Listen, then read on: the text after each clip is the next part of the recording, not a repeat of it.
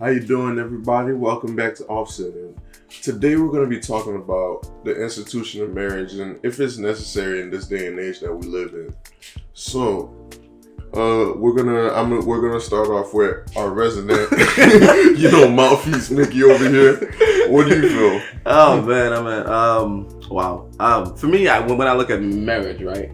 For me, it's a sacred commitment. I think it gives our society structure.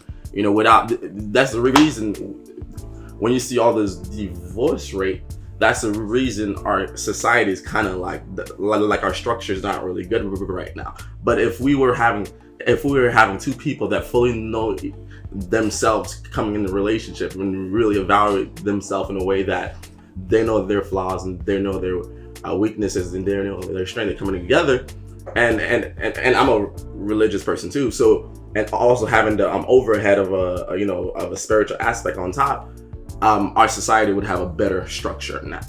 And that's just what I believe. I think that one of the and when you look at, for example, especially in the African American community, the biggest thing that we're dealing with is fathers that are absent. So there is no commitment between the wife and the father and the mother. If there was true commitment, our society would have a better structure. Go ahead, Staci. Let me hear what you you gotta introduce Staci and me. Okay.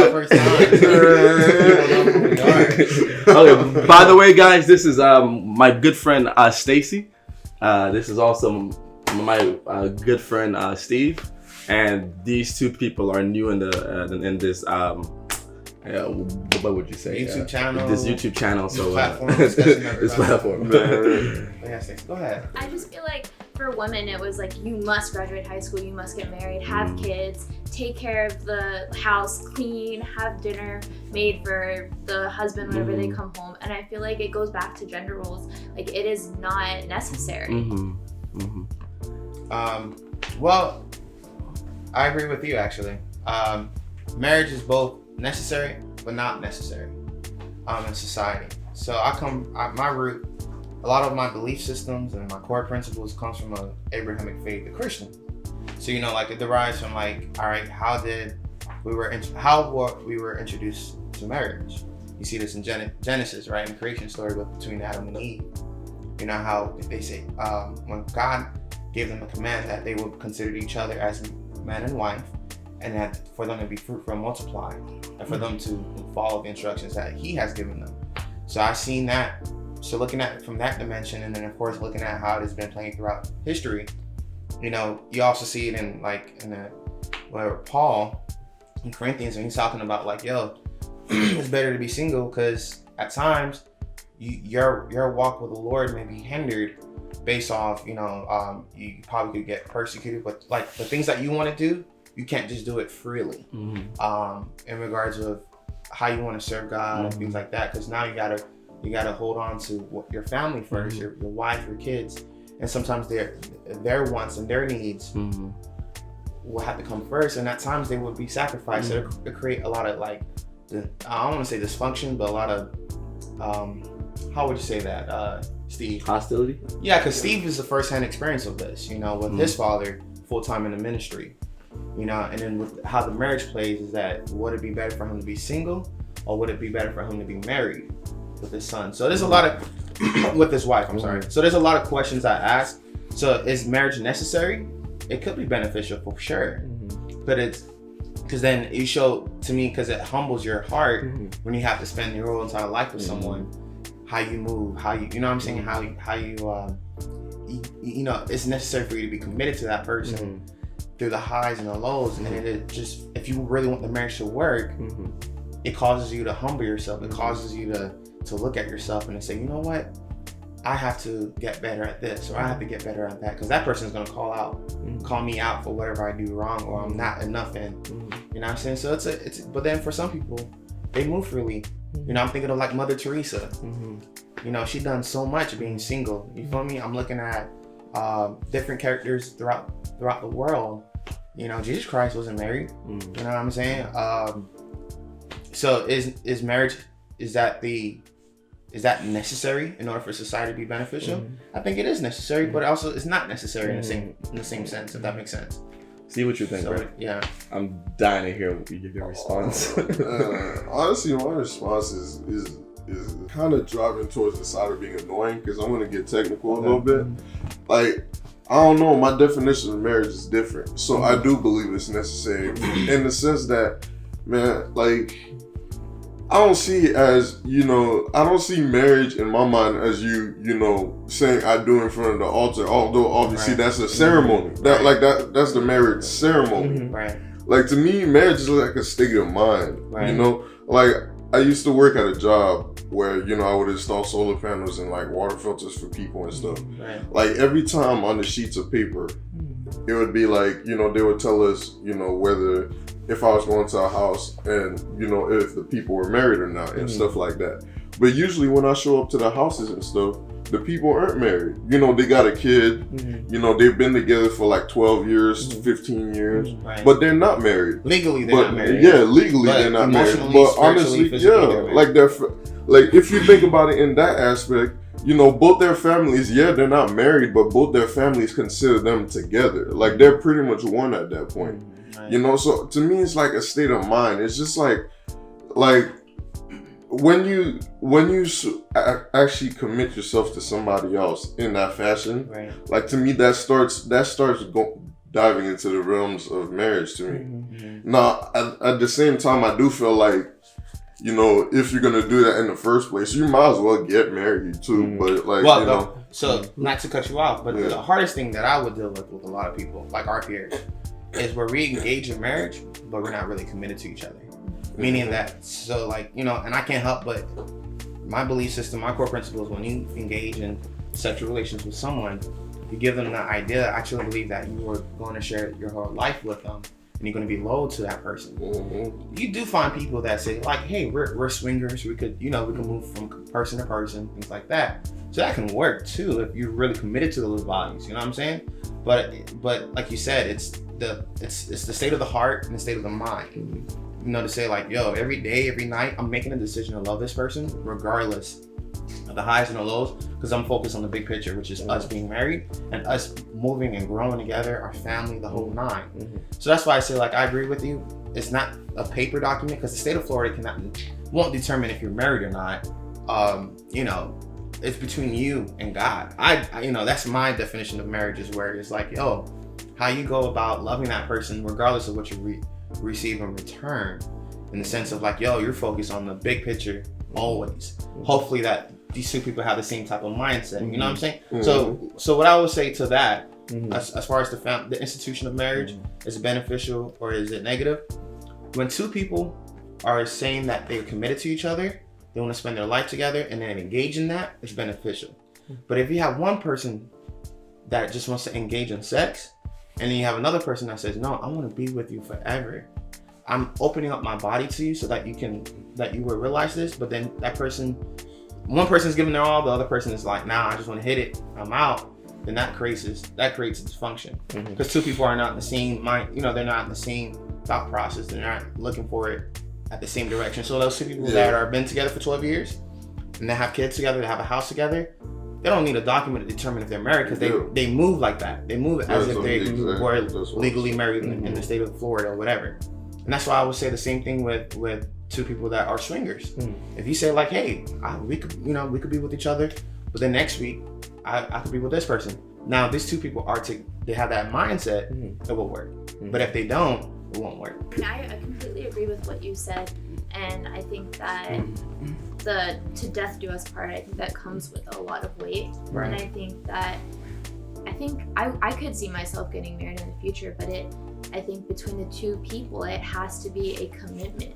Right. And I think unfortunately so many people fall out of love, and then that's whenever divorce comes into play. Right. And I'll say this, guys, right? For me, a lot of people look at freedom, with no boundaries and with no barriers, right? I look at freedom with barriers and boundaries, knowing to control myself, because I know what I'm capable of if I don't put boundaries and barriers. So what marriage for me at times works, it almost restrict your impulse.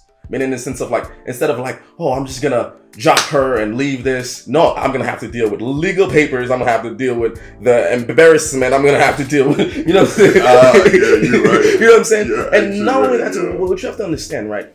The reason why it's important to get legally married, there's so many other benefits that comes with it. For example, if your husband gets sick, yeah, you are married, you know, together and nobody knows about it, but when he's sick, they're gonna wanna, because you're not legally their husband or legally their wife, but you don't get first say. Their mother get first say. Their brother got first say. You're gonna be in the background. So that's in the state of Florida though. But then you also have the common law. No, but the common law doesn't really work for most of those. It works for more of like a like we're in the house you're living in, more in a home kind of situation. It doesn't really give you like, hey, power like that. When you're married, this is why I think, for example, let's break this down, right? Let's take out the legal aspect of marriage out and the political aspect of it. What it is just true commitment.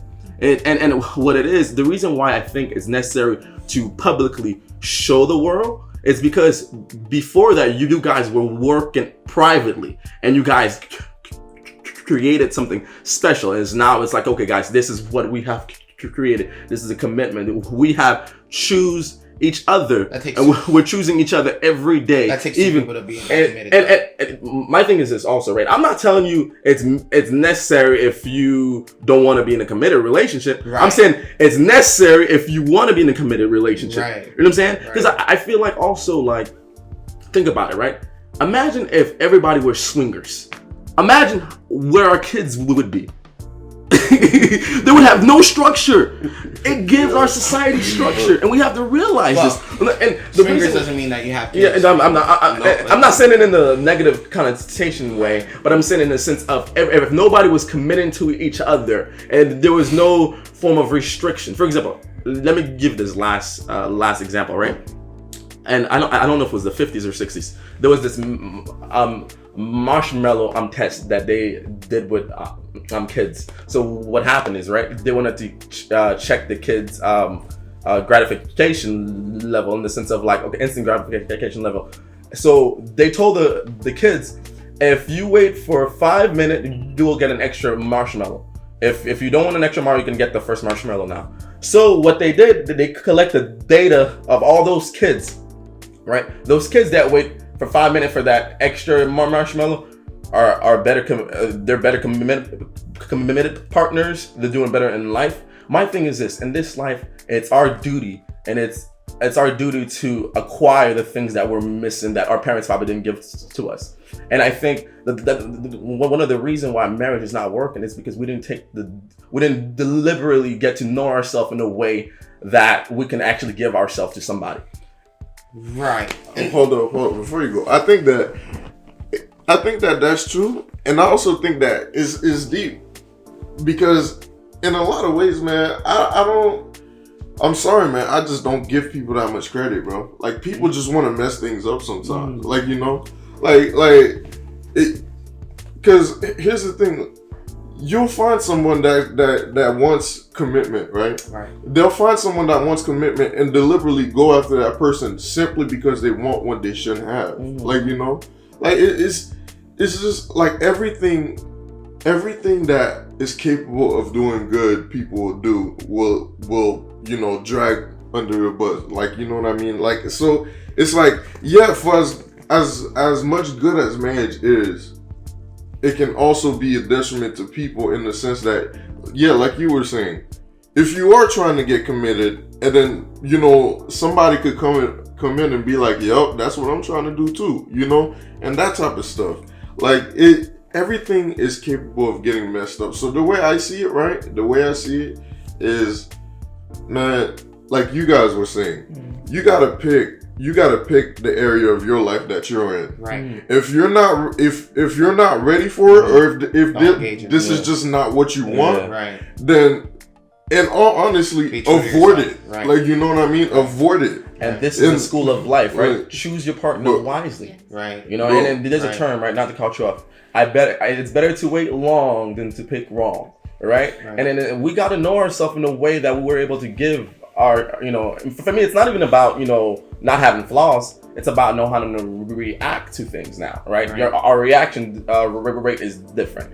For example, when something happens, it's like, oh, that doesn't bother me because I know that I'm broken too, right? But at the end of the day, nobody's nobody's taking the time to educate themselves. And when they get in a relationship, they don't educate themselves either. Because Plato say love is about educating each other. It's not about the finished product yet. The product is a continuous kind of process. And I don't think we take the time as soon as, and this is why I kind of like marriage too, because they put some boundaries over, like you can't just be like, I'm leaving, I'm ditching. For example, if you were just in the commitment, I'm bouncing, I'm leaving. But now you're gonna have to deal with the embarrassment. You're gonna have to deal with court papers, divorce, all that. Then it kind of give you like, if it's. But that's not even the.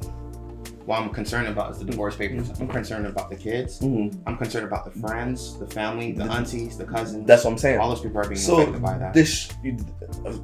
And you start feeling, you're like, wait, you know what?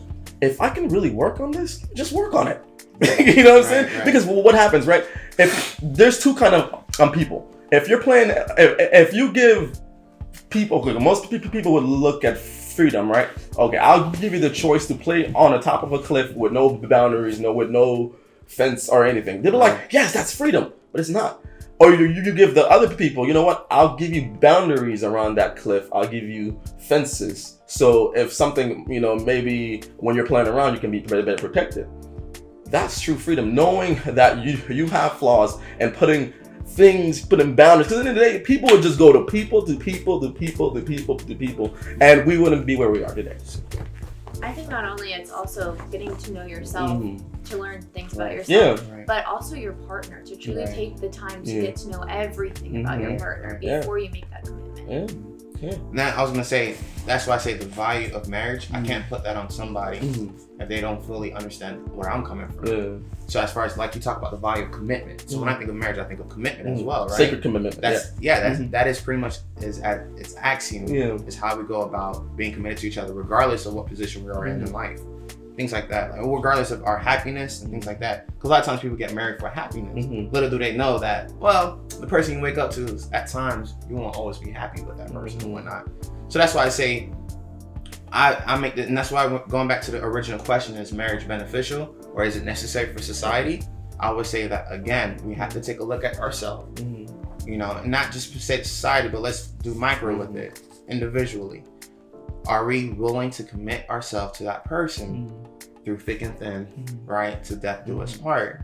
And to me, that's where I say a lot of people have that dream, that vision, but they don't have that work ethic, that want to when things are getting rough. And that's why I tell people like, yo, if you want to live that polygamy lifestyle where you want to be, with multiple people and things like that, make sure that other person knows that. So you don't give them any false sense of hope, any false sense of like, hey, I want to marry you, knowing that in your heart, that's not really what you want at the end of the day. And that's why I say it goes, and that's why I say it could be necessary.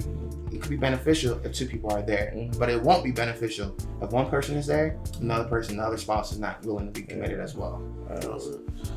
All right, guys, we have reached the end.